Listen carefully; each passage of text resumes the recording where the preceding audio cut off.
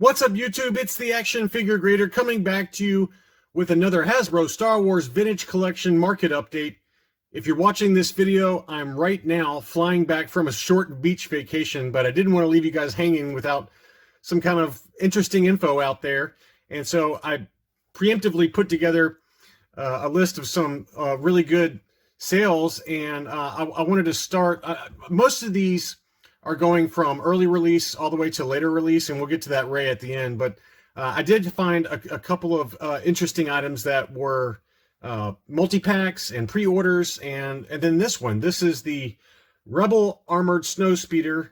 This is a 2011 release, and it looked to be in pretty amazing condition, but this one has jumped up a little bit. I mean, I'd say about a year ago, you could probably pick this up for $100, mint and sealed box. And this is the European release for that. You can see the warnings at the bottom here. And, you know, I did find a few international kind of items for this video, but this number surprised me. This one sold for $165 US. And, you know, the shipping charge makes it way too expensive for me to get something like that. It would have been another $90 just for the shipping. eBay global shipping prices are insane right now. So, but somebody got this probably over in Europe, and you know, it just shows you how much that's jumped. I mean, that's a 65% jump in just the last. I mean, I know for a fact there was a US version of this packaging, mint and sealed box, in pretty immaculate condition. It sold for $100, and that was earlier this year. So that just shows you how much the prices have moved, even on some of the vintage collection vehicles. So a beautiful box, though. It really harkens back to the old Kenner days. And then I wanted to cover the 501st Legion ARC Troopers again, and the prices have held steady. They have not really changed since I last covered them, and it was probably about at least a month or two ago when I had some recent 501st Hasbro Pulse exclusive 3-packs that had sold, and the price is almost exactly the same. So this one sold for $180. This one was, I don't know if they made an international packaging for this one like they did for the Dr. Aphra and some of the others out there that were way earlier releases, like the Target exclusives. But this one had the same packaging that mine has. And this one sold for $180 plus $50 shipping for me, but probably, like I said, probably a European buyer for this one. And it looked to be in pretty great shape. It had just some minor edge wear in that upper left-hand corner. But the price has maintained, you know, kind of in that 175 to 200 range for the most part. And there was a US sale for one, and this one sold for $176, and it looked pretty immaculate as well in terms of condition. It's really hard to find these without any kind of minor dings, just because of the way the packaging is. It's got so many weird corners and things like that, especially around here at the top where the wording is for each of the character names. That box just gets really bent up pretty easily. So to find one like this in really perfect shape, and this is almost a year old now, that was that's a pretty fair price, I think, for the condition of that item. So again, if you're still looking for that 501st Legion ARC Trooper 3-pack, it's about the going rates, 175 to 200, anywhere in that range. And then I couldn't do another update without checking out what the 4-pack Bad Batch has been pre-selling for. And again, people are buying this on the secondary market now without seeing any kind of photos of how good the condition is coming from Amazon. So you know, I think it's really risky to be spending this kind of money on this 4-pack without seeing how it gets shipped, because it's going to be a pretty big item, and you just never know how that item's going to turn out when it gets packed and actually delivered to this seller. Then this seller's got to repack it and send it to the buyer that bought it on eBay. So anyway, this one was listed for $120 with free shipping, so a good solid 2.5 times what the retail price is. 6 of those has sold, with 9 still available.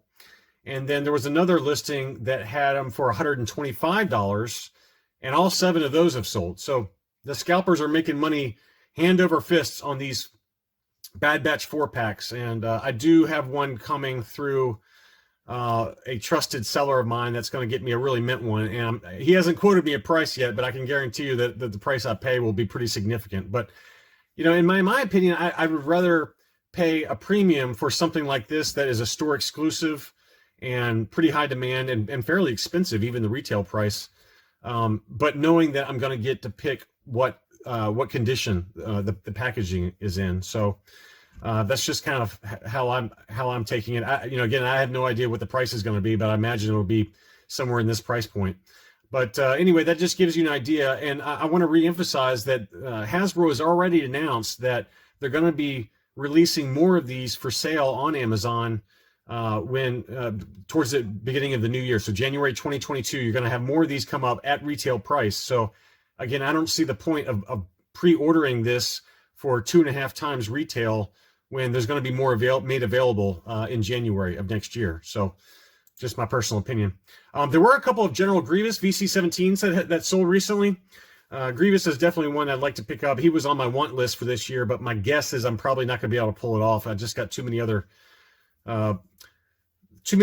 things going on right now. But this one was a beautiful punched example of the standard release non-foil with the Boba Fett offer.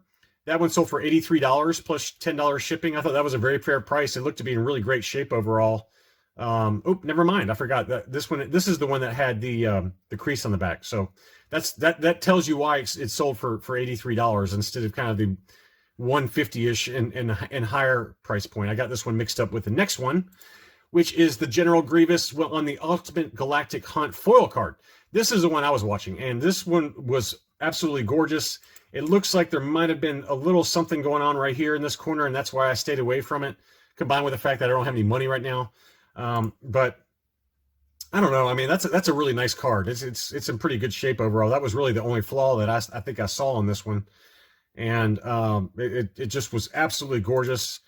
And see, on this angle here, if you look at it, this angle, it's very faint. You can't really see the damage to that ages 4 and up underneath there. There's just very, very faint with that scratch on the card. So I don't know. I think this thing would grade at it like an 85 plus, but maybe only an 85. I don't know.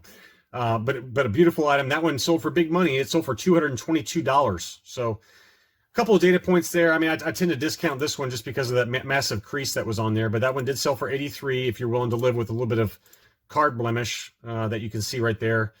Or if you want a fairly near mint plus example on the foil card, that gives you another data point, the 222.50. I haven't covered a Jango Fett in at least a video or two, so let's show another Jango Fett. This was the US card, absolutely immaculate condition. This seller had a number of nice examples for sale at auction, so I'm going to cover a few others, but this one just had one little tiny, very faint fold on that one little corner there. It was so minute though, and I think this is easily an 85 plus, potentially even a 90, depending on how harsh they would be with that little minor fold. But that one sold for big money, $255. That's seems to be the rate, $225 to $250 for a VC-34 Jango Fett. So that price has held steady, not a major jump anytime recently. I thought this one was a pretty good deal. This one was the Naboo Pilot, and as a subscriber has pointed out, and I apologize for forgetting the subscriber's name that mentioned this one, but the Naboo Pilot, I mean, I've seen these sell at $95, $100 now. And I actually really like that card back. It's a cool card back. Kind of a weird pose in the card, but a fairly minor figure. But this one was in really great shape, and it only sold for $41. And that's a pretty good number, I think, for a 2011 release for an unpunched Naboo Pilot. The same seller had this one. This was the Gungan Warrior. That one sold for $76. Again, in really fantastic shape. I actually really like this one a lot. This figure is a really nice mold. Basically just a remold using the Jar Jar Binks head sculpt, I would assume. But really excellent condition overall. Just some minor edge wear. And that one, again, sold for $76, VC-74. VC-76, this is Obi-Wan on a near mint card. It was in really great shape. This was the European release. Really nice. I don't have any European release vintage collection, so that's something I definitely want to go. I don't know what character I'm going to get, but at some point I do want to get something with this European card back, because it's kind of a nice change, and I just don't have any. I've got Canadian and I've got some US card backs, obviously, but nothing with that European sticker on the back. It's just kind of cool to look at. And let me see. I think I got something popping up there. I apologize if that shows up on the video, but anyway, VC-76, Obi-Wan Kenobi unpunched and very mint, and that one sold for $83 US. That's a great number, in my opinion. We've already seen one, I think, that had the Darth Maul offer in the last video that sold for closer to $100. So, pretty good deal, whoever got that overseas. That same seller from the Jango Fett earlier and the Naboo Pilot, he also had VC99 Nikto. And Nikto has, again, eclipsed the $100 mark. I think it was closer to $100 in the last video. This one sold for $124. So Nikto is definitely moving up. And again, I think it's because Weequay has always been expensive here lately, and people are now, you know, moved on to Nikto as the next expensive one to kind of equalize in terms of price with the Weequay. So 125, 100 to 125 is kind of the new going rate for VC99 Nikto. Another one that's always been pretty expensive is Neon Num VC106. This one was the same seller and pretty good shape. It had some minor edge wear up here in the corner there, and then one little ding there. But overall, pretty good shape. But that did not stop the bids from coming in. 12 bids, $109 plus shipping. So a big number for Neon Num again. I don't know if I've covered him in a video yet, but that's a beautiful item. Is it just me, or does Neon Num look a little small? That figure looks a little small on that card back. It just looks like he's missing about a ½ inch or maybe a ¼ inch in height. Jar Jar Binks, VC108. And here he is, pretty good shape. Same seller. It looks like it had, yeah, it looks like, that's a bad angle there, but it looks like right here in that bottom right-hand corner on the front, it had a little bit of a tear or a minor crease there. Also a crease in that bottom left-hand corner. Despite that, it still sold for $87. So I would imagine that you're probably going to be pushing $100 plus for Jar Jar Binks on a US card, unpunched. Finally, I wanted to include a 2.0 figure, Rey, from the Rise of Skywalker. This is one that has, I don't know, it's been fluctuating a lot. It seems like for a while there, and I think, you know, some of the other guys like Boss Bounty and Obi-Wan Kenobi had covered how this one jumped. It, like early, I think it was January-ish. This had jumped way high, and then it came back down again as more inventory kind of stocked up in some of the retailers. And so this one sold for $62, which is actually off its lows. I mean, it got really high in January, and here we are in July.